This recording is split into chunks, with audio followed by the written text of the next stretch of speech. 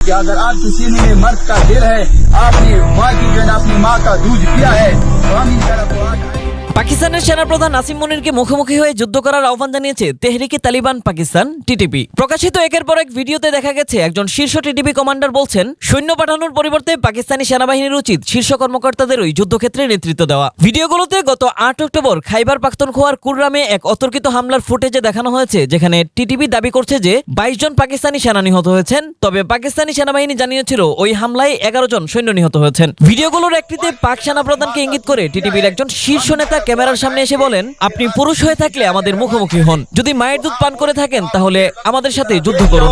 इनकी बजाय आप खुद भी आया करें ताकि हम आपको जंगों का मजा चखाएं। পাকিস্তানি কর্মকর্তারা ওই টিটিপি নেতাকে কমান্ডার কাজিম হিসেবে চিহ্নিত করেছেন। পরে ২১ অক্টোবর পাকিস্তানি কর্তৃপক্ষ কাজিমকে ধরিয়ে দেওয়ার বিনিময়ে ১০ কোটি রুপি পুরস্কার ঘোষণা করেছে।